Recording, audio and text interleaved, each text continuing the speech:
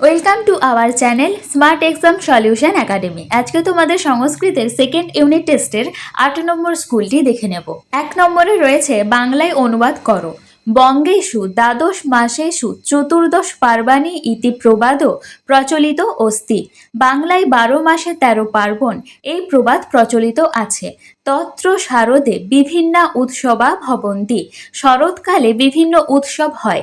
অস্মিন কালে মহান শারদোৎসব তাবৎ দুর্গোৎসব।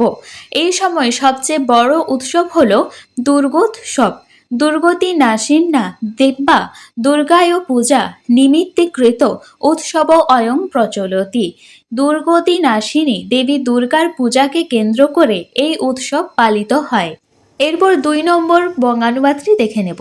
কস্মিঞ্চিৎ গ্রামে সুবেদ নাম দ্বিজ প্রতিবসতি স্ম। কোনো এক গ্রামে সুবেদ নামে এক ব্রাহ্মণ বাস করতেন। স ব্রাহ্মণ যথার্থং ছাগং ক্রেতুং হট্টং গচ্ছতি। তিনি একটি ছাগল কেনার জন্য বাজারে গিয়েছিলেন। তত্র স ছাগমেকং ক্রীণাতি স্ম। সেখানে তিনি একটি ছাগল কিনিলেন।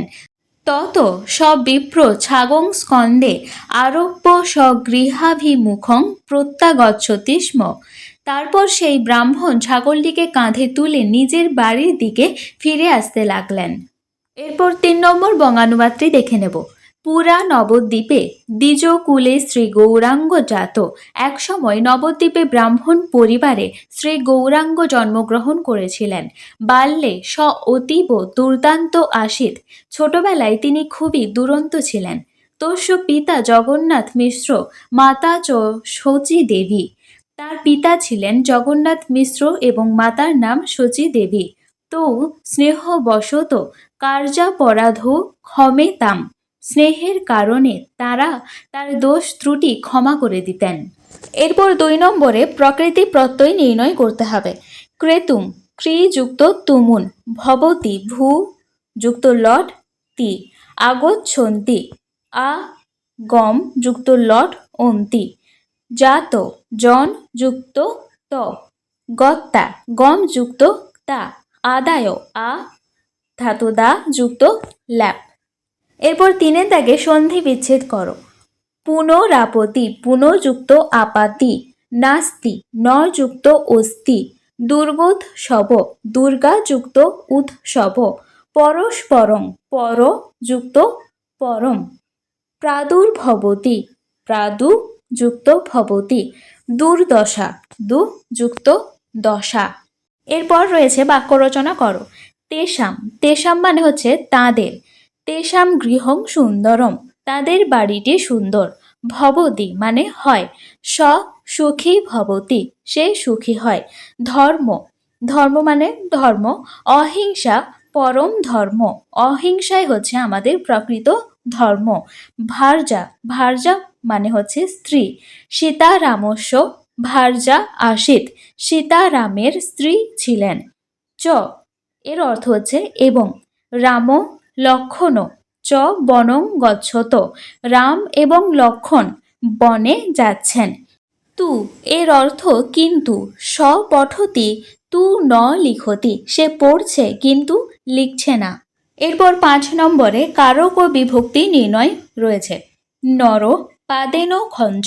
তোমাদের বই দেখবে যে পাদেনোর নিচে দাগ রয়েছে, তাই পাদেন পদে জেনাঙ্গ বিকার সূত্রানুসারে তৃতীয়া বিভক্তি হয়েছে। অশ্ব দ্রুতম গচ্ছতি দ্রুতম পদে ক্রিয়া বিশেষণে চ সূত্রানুসারে দ্বিতীয়া বিভক্তি হয়েছে। তস্য পিতা জগন্নাথ মিশ্র।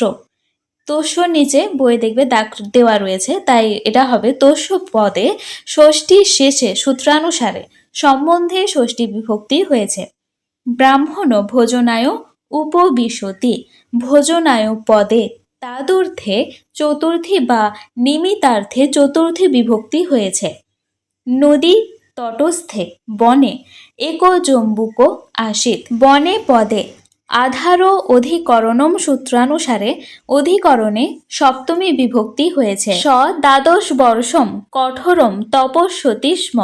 দ্বাদশ বর্ষম পদে কালার্থ নরতন্ত্র সংযোগে সূত্রানুসারে ব্যক্তি অর্থে দ্বিতীয়া বিভক্তি হয়েছে। 6 দাগে শব্দের বাংলায় অর্থ লিখতে হবে। অস্মিন কালে মানে এই সময়ে, আপনেষু মানে দোকানগুলিতে, নিরঞ্জম বিসর্জন, মার্গা অর্থ পথগুলি, পুলকিতা মানে আনন্দিত, দ্বিজকুল এর অর্থ ব্রাহ্মণ বংশে। এরপর 7 নম্বরে যে কোনো একটি প্রশ্নের উত্তর দাও। কারক কাকে বলে এবং কয় প্রকার ও কি কি? ক্রিয়ার সাথে পদের যে সম্পর্ক তাকে কারক বলে। কারক হচ্ছে 6 প্রকার: কর্তৃকারক, কর্মকারক, করণকারক, সম্প্রদান কারক, অপাদান কারক ও অধিকরণ কারক। এরপর 2 নম্বরে রয়েছে তুমুন প্রত্যয় কোথায় ব্যবহৃত হয় ও উদাহরণ দাও। নিমিত্ত বা জন্য বোঝাতে ধাতুর উত্তর মানে পরে তুমুন প্রত্যয় হয়, যেমন পঠিতুম মানে পড়বার জন্য, গন্তুম মানে যাবার জন্য। এরপর 8 নম্বরে সংস্কৃত ভাষায় অনুবাদ করতে হবে। আমি শৃগাল ও উট দেখেছি। অহম শৃগালম উষ্ট্রম চ অপশ্যম। ব্রাহ্মণটি সেই অন্ন চোখ বন্ধ করে নারায়ণকে নিবেদন করলেন। বিপ্র তৎ অন্নম নেত্রে নিমিল্ল নারায়ণায় ন বেদয়ৎ। 3 জন ধূর্ত বালক তাকে দেখেছিল।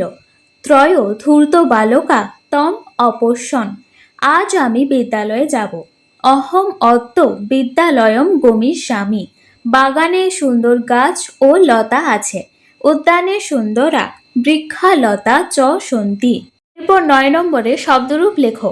বণিজ শব্দের দ্বিতীয়ার বহুবচন বণিজ, শ্রীমৎ সপ্তমীর বহুবচন শ্রীমৎসু, রাজন শব্দের ষষ্ঠীর একবচন রাজ্ঞ, তৎ এর পুংলিঙ্গ সপ্তমীর একবচন তস্মিন, এক মানে স্ত্রীলিঙ্গের চতুর্থী একস্যই।